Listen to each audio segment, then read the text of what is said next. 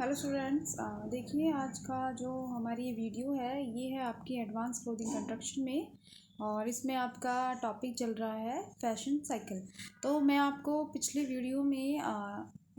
जो आपकी fashion cycle की स्टेजेस है वो मैं आपको बता चुकी थी। तो आज की हम वीडियो जो है यहीं से कंटिन्यू करेंगे कि आपकी फैशन साइकिल में 5 स्टेजेस होती हैं। फर्स्ट होती है आपकी इंट्रोडक्शन स्टेज, सेकंड होती है राइज स्टेज, एंड थर्ड होती है आपकी पीक स्टेज, फिर आती है आपकी डेक्लाइन स्टेज, एंड लास्ट आती है आपकी रिजेक्शन स्टेज। तो इन्हीं सभी जो आपकी स्टेजेस हैं इनके बारे में मैं आपको बता चुकी हूँ पिछले वीडियो में। और अभी हम इन्हीं स्टेजेस की डिटेलिंग में बात करते हैं। तो अब आता है फर्स्ट है आपकी इंट्रोडक्शन स्टेज। ठीक है, तो यह फैशन की सबसे बड़ी स्टेज है। इसमें डिज़ाइनर्स की पसंद या मांग के आधार पर अपव्यय करते हैं, यानी कि इसमें जो आपकी फर्स्ट स्टेज होती है फैशन साइकिल की, इसमें जो होता है डिज़ाइनर की पसंद या फिर मांग के आधार पर अपव्यय करते हैं, यानी कि एक कोई भी बंदा यानी एक व्यक्ति डिज़ाइनर को या डिज़ाइनर की तरफ से जो रहता है एक ड्रेस डिज़ाइन करवाता है, या फिर आप कोई भी एक तरीके से बुटीक से या फिर एक डिज़ाइनर से अपनी कोई भी एक ड्रेस जो है डिज़ाइन की जाती है, या डिज़ाइनर कोई एक अपनी नए स्टाइल को लेकर के या अपनी कोई क्रिएटिविटी को दिखा के जब कोई नई स्टाइल को बनाता है तो वो होती है आपकी इंट्रोडक्शन स्टेज। तो एक नए डिज़ाइन स्टाइल को परिचित कराते हैं और डिज़ाइनर्स अपनी क्रिएटिविटी के आधार पर गारमेंट क्रिएट करते हैं। ठीक है, जो देखिए सबकी पसंद के अकॉर्डिंग या फिर अपनी एक तरह की क्रिएटिविटी के अकॉर्डिंग ही जो आपके डिज़ाइनर्स होते हैं एक गारमेंट्स को क्रिएट करते हैं, बनाते हैं, जिसमें वे रॉ मटेरियल की अमाउंट, क्वालिटी आदि का ध्यान रखते हैं। यानी कि वो ये चीज़ भी ध्यान में रखते हैं कि जो भी गारमेंट्स या जो भी स्टाइल वो बना रहे हैं वो उसमें जो उनका रॉ मटेरियल है, यानी जो भी एसेसरीज लग रही है, फैब्रिक, एसेसरीज, या जो भी उसमें जितना भी उसका एक तरीके से खर्चा होता है, उस सबको वो ध्यान में रखते हैं कि कौन सी एसेसरीज किस तरह के गारमेंट पे या किस तरह के फैब्रिक पे अच्छी लगेगी, किस क्वांटिटी में अच्छी लगेगी, किस डिज़ाइन, कौन सा डिज़ाइन अच्छा लगेगा, और किस डिज़ाइन में कहाँ कलर और कहाँ कोई भी पैच वर्क, एम्ब्रॉयडरी या कुछ भी वो अपनी क्रिएटिविटी के अकॉर्डिंग क्रिएट कर सकते हैं। तो इन्हीं सब चीज़ों का वो ध्यान रखते हैं। तो इसके अलावा डिज़ाइनर्स आर्थिक, सामाजिक, राजनीतिक, तकनीकी प्रभावों का भी ध्यान में रखते हैं। वो इन सभी फैक्टर्स को भी ध्यान में रखते हैं, आर्थिक तौर से, सामाजिक तौर पे या राजनीतिक तौर से वो इन सभी को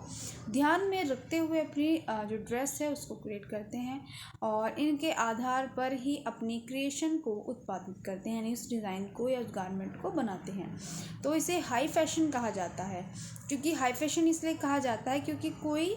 एक ड्रेस डिज़ाइनर के थ्रू बन रही है या डिज़ाइनर द्वारा क्रिएट की जा रही है, बनाई जा रही है किसी एक स्पेशल व्यक्ति के लिए। तो ये एक तरीके से हाई फैशन कहा जाता है। तो इस स्टेज में डिज़ाइनर्स अपने द्वारा बनाए गए गारमेंट्स में या अपने द्वारा बनाए गए गारमेंट्स से क्या करते हैं कि ग्राहक को परिचित कराते हैं। यानी कि देखते हैं कि बहुत सारे फैशन शो होते हैं, तो उसमें क्या होता है कि जो डिज़ाइनर्स होता है वो बहुत अलग अलग क्रिएटिविटी को लेकर के अपनी जो ड्रेस होती है उसको डिज़ाइन करता है, क्रिएट करता है, फिर वो फैशन शो में जो होता है वो उसको शो करता है अपने ड्रेसेस को। तो इस स्टेज में डिज़ाइनर्स अपनी द्वारा बनाए गए गारमेंट्स से ग्राहक को परिचित कराता है, दिखाता है, और प्रोडक्ट को मार्केट में उतारा जाता है। यानी कि जब लोगों को बहुत ज़्यादा मात्रा में वो डिज़ाइन या स्टाइल की डिमांड या एक तरीके से उन्हें पसंद आने लगता है तो वो उस चीज़ का डिमांड करते हैं, तो उसी के अकॉर्डिंग फिर जो स्टाइल है, गारमेंट है, वो मार्केट में जो है उतारा जाता है बहुत ज़्यादा मात्रा में, यानी उसका फिर प्रोडक्शन किया जाता है। फिर आती है आपकी राइज स्टेज। तो जब कोई नया फैशन आता है और अधिक लोगों द्वारा अपनाया जाता है तब राइज स्टेज आती है। यानी कि फर्स्ट तो होता है आपका इंट्रोडक्शन स्टेज, उसके बाद आती है आपकी राइज स्टेज। यानी कि वो जो फैशन होता है वो फैशन धीरे धीरे लोगों द्वारा अपनाया जाता है, या उस फैशन को बहुत सारे लोग मतलब अपनाना चाहते हैं, उसको ख़रीदना चाहते हैं। तो तब राइज स्टेज आती है। इसमें प्रोडक्ट पॉपुलर होना शुरू हो जाता है, यानी कि बहुत लोगों द्वारा वो देखा जाता है, पहना जाना शुरू हो जाता है। पॉपुलैरिटी क्या होती है, उसकी बढ़ने लगती है। ठीक है, धीरे धीरे लोग उसकी डिमांड करने लगते हैं, तो उसकी राइज स्टेज शुरू हो जाती है। तो पॉपुलैरिटी को और ज़्यादा तेज़ी से बढ़ाने के लिए अन्य उस स्टाइल या डिज़ाइन की कॉपी करके सस्ते फैब्रिक व अन्य सामग्री का प्रयोग करके उसी स्टाइल का पुनः उत्पादन करते हैं, यानी कि उस डिज़ाइन में या उस फैशन में और ज़्यादा बढ़ोतरी हो या उसका प्रोडक्शन और ज़्यादा बढ़ाने के लिए क्या करते हैं कि उस स्टाइल को, जो भी वो स्टाइल आया है, फैशन आया है या उसका जो डिज़ाइन है, ठीक है, जो भी इसमें डिज़ाइनिंग डाली गई है गारमेंट्स में, उसकी कॉपी करते हैं सस्ते फैब्रिक, यानी कि सेम ही पीस को बनाया जाता है बट उसमें रो मटेरियल यूज़ किया जाता है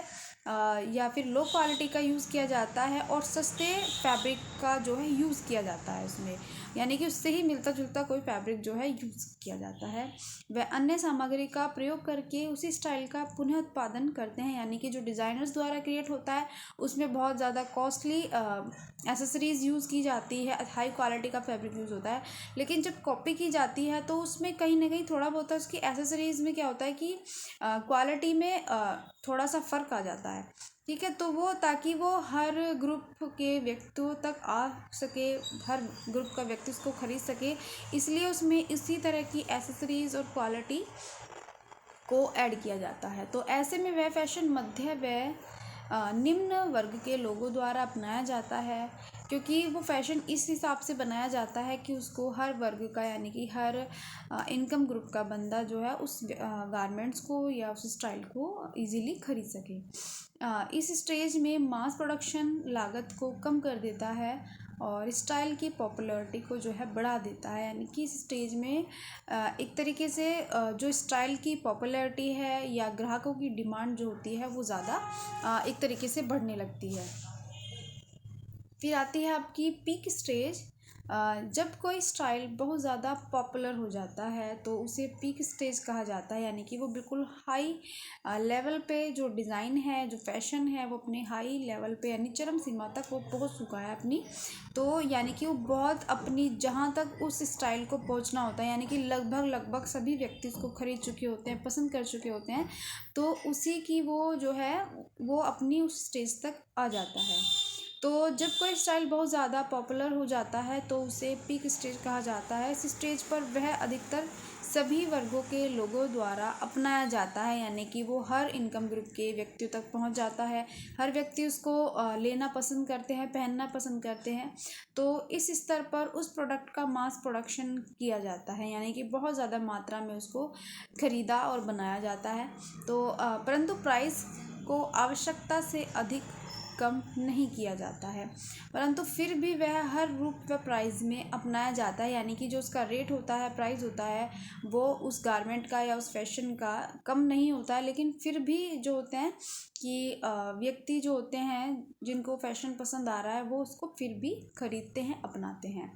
तो कुछ समय बाद में प्रोडक्ट में स्पेशल एसेसरीज़ को ऐड कर दिया जाता है और उसे जो उसे पीक स्टेज पर रखता है, यानी कि कुछ समय बाद उसमें ही कुछ और ज़्यादा स्पेशल एसेसरीज़ को लगा दिया जाता है, ऐड कर दिया जाता है, ताकि वो अपनी जो पीक स्टेज पर पहुंच जाता है। फिर आती है आपकी decline stage and popularity decrease, यानी कि आप इसको डेक्लाइन स्टेज भी कह सकते हैं और पॉपुलैरिटी डिक्रीज़ भी कह सकते हैं। तो इस स्टेज में क्या होता है कि जो फैशन होता है वो अपना जो एक उसकी पीक स्टेज थी वो स्टेज से गिरना शुरू हो जाता है, यानी कि जब फैशन बहुत लोगों द्वारा खरीद लिया जाता है, यूज़ कर लिया जाता है, अपनाया जाता है, उसके बाद जो है वो फैशन धीरे धीरे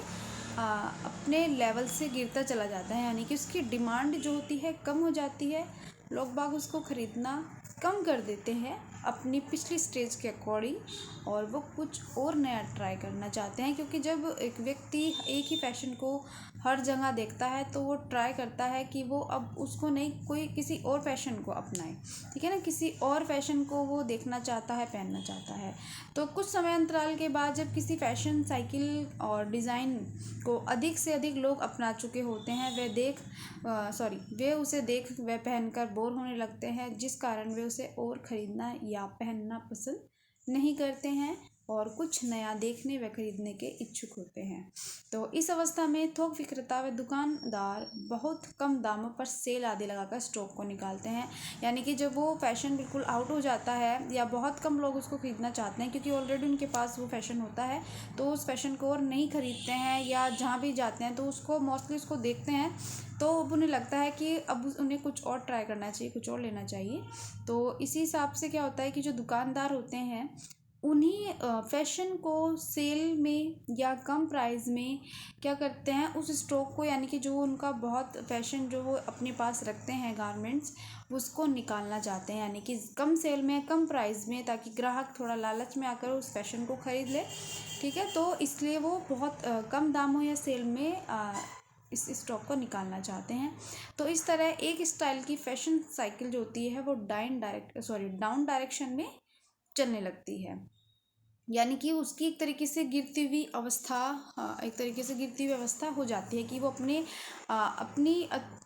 जो ऊपर की स्टेज थी या बहुत अच्छी वो पीक स्टेज पे पहुंच जाता है, तो वहीं से वो फिर धीरे धीरे धीरे धीरे नीचे की ओर, यानी कि इसकी जो